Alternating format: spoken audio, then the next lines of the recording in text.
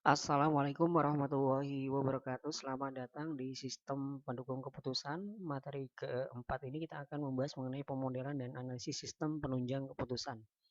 Rencana kegiatan pembelajaran mingguan, capaian pembelajaran pertemuan, mahasiswa mampu memahami pemodelan dan analisis sistem penunjang keputusan. Kemampuan akhir capaian pembelajaran, mahasiswa mampu memahami pemodelan dan analisis sistem penunjang keputusan. Bahan kajian yang pertama mengenai tipe model sistem penunjang keputusan, yang kedua mengenai kategori sistem penunjang keputusan. Penilaian mahasiswa mampu menjelaskan pemodelan dan analisis sistem penunjang keputusan.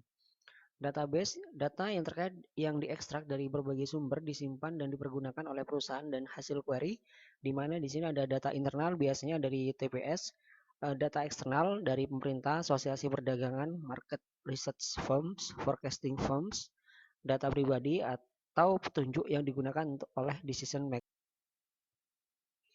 Database management system yang pertama adalah ekstrak data, mengelola data dan hubungannya, update, add, delete, edit, dan change, retrieve data, mengakses data, query dan memanipulasi data menggunakan data dictionary.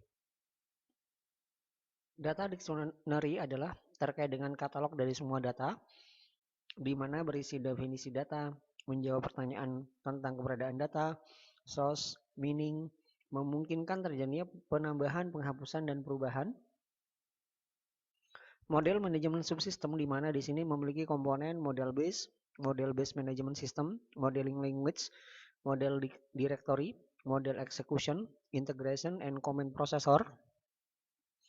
Model di sini ada 4. Yang pertama terkait dengan strategik, mendukung keputusan top manajemen, taktikal, terutama digunakan oleh middle management untuk mengalokasi sumber daya, operasional, mendukung kegiatan harian, analytical, digunakan untuk menganalisis data. Model based management system itu berfungsi yang pertama membuat model, mengupdate model, memanipulasi data model, menjalankan rutin atau prosedur baru. Model directory itu ada terkait dengan katalog model dan juga terkait dengan definisi. Model management activities. Yang pertama adalah model execution, mengawasi jalannya model. Model command processor menerima instruksi model dari user interface dan mengarahkan instruksi ke MMBS, MBMS atau model execution atau integration function. Model integration mengkombinasikan fungsi-fungsi dari beberapa model. Berikut adalah tampilan dari user interface system, di mana di sini ada data management and DBMS, ada knowledge based system, ada model management and MBMS, dilanjutkan dengan user interface management system atau UMS, dan natural language processor, di mana di sini juga terkait dengan ada input action language terhadap user dan ada output display language, dan juga ada PC display di mana di sini ada printer dan plotter seperti itu. Selanjutnya di sini adalah user interface management system, di mana di sini ada graphical user interface atau GUI, natural language processing, berinteraksi dengan model manajemen dan data manajemen subsystem. Contohnya di sini ada speech recognition, ada display panel, tactical interface, dan gesture interface. Knowledge based management system, di mana ada komponen dari expert system atau intelligent agent system, menyelesaikan masalah yang kompleks, meningkatkan fungsi-fungsi dari komponen lain, biasanya terdiri dari beberapa sistem dan juga bersifat text oriented decision support system. Decision support system hardware, di mana di sini ada de facto standar web server dengan database management system, dioperasikan dengan menggunakan browser, data tersimpan ke dalam berbagai database, dapat berupa mainframe, server, workstation, atau personal komputer, semua jenis network, dan akses untuk mobile device. Klasifikasi decision support system yang pertama ada alter, fokus pada output mana yang dapat langsung mendukung atau menentukan keputusan.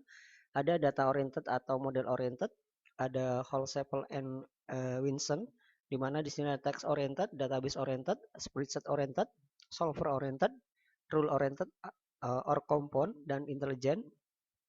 Nah, berikut adalah karakteristik of different classes of decision support system, di mana di sini ada originalization, ada data or model, ada model, ada kategori, ada type of operation, ada type of task, ada user, ada usage pattern, ada time, seperti itu. Selanjutnya adalah DSS classification, ada Donovan and Metnick, di mana di sini bersifat institusional, masalah yang biasa terjadi. Kalau ad hoc itu biasanya masalah yang tidak dapat diantisipasi atau tidak biasa. Ada hackathon and can, itu bersifat personal support, group support, atau organizational support. Ada lagi GSS versus individual DSS, di mana keputusan ditentukan oleh sekelompok atau seorang decision maker. Ada custom modem, custom made versus vendor ready made, di mana di sini bersifat generic, DSS dapat dimodifikasi. Ada database, model, interface, support untuk masalah industri yang sering terjadi dan mengurangi biaya. Untuk web dan DSS, yang pertama adalah pengumpulan data, komunikasi, kolaborasi, kemampuan download, menggunakan web server, menyederhanakan masalah integrasi, meningkatkan penggunaan fitur. Nah, berikut adalah summary of decision capabilities, di mana di sini ada overall capabilities, general capabilities, komponen capabilities, ada user interface-nya, ada datanya, ada modulnya.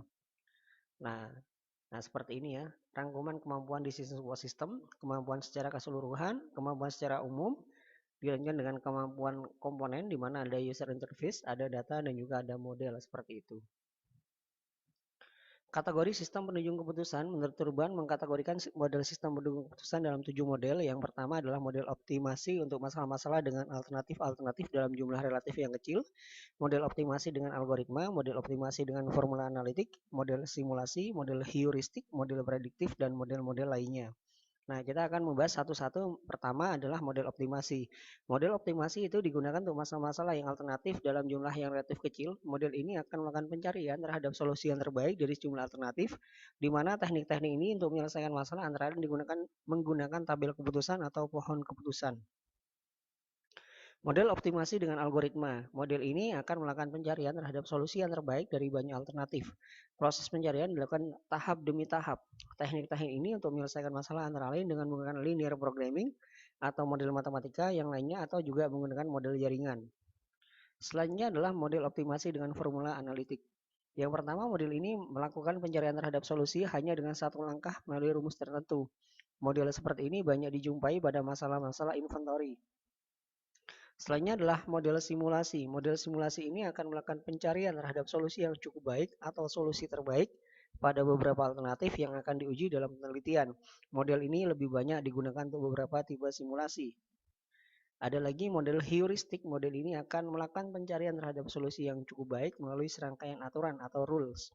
Model ini lebih banyak direpresentasikan dengan menggunakan program pemrograman heuristik atau sistem pakar, atau lebih dikenal dengan expert system. Selanjutnya adalah model prediktif. Model ini akan melakukan prediksi untuk masa depan apabila diberikan skenario tertentu. Model ini lebih banyak dipresentasikan dengan menggunakan model peramalan atau forecasting, atau menggunakan analisis Markov. Model-model lainnya, model ini akan menyelesaikan kasus what if menggunakan formula tertentu. Model ini lebih banyak digunakan untuk pemodelan keuangan atau konsep antrian. Nah, berikut adalah informasi yang dibutuhkan. Yang pertama adalah masalah. Perusahaan membutuhkan beberapa karyawan baru di bagian pengembangan produk. Ada beberapa calon karyawan yang telah mendaftarkan diri. Berapa banyak karyawan yang dibutuhkan? Siapa saja yang layak diterima? Nah, ini adalah masalahnya. Selanjutnya di sini adalah pertanyaan di mana ada manajemen antarmuka. Selanjutnya adalah pemilihan model, manajemen model. Dilanjutkan dengan informasi yang dibutuhkan dengan manajemen data. Selanjutnya adalah model yang terpilih dan akan diberikan jawaban. Nah, di sini pada konsep manajemen data, di sini ada organizational information, ada external information, dan ada personal information. Untuk manajemen model, di sini ada what if model, optimization model, ada goal seeking model, ada statistical model. Nah, selanjutnya adalah jawaban dan juga akan diberikan solusi. Untuk solusi ini telah dapat ditentukan jumlah karyawan yang harus diterima beserta nama-nama karyawan yang layak diterima, seperti ini ya. Ini termasuk pemodelan dari masalah sampai solusi, seperti itu. Berikut adalah referensi dari pertemuan kali ini dari Toswari, sistem pendukung keputusan sebuah tinjauan, Wibowo L, kategori SPK. Sekian, terima kasih, sampai jumpa pada pertemuan selanjutnya. Wassalamualaikum warahmatullahi wabarakatuh.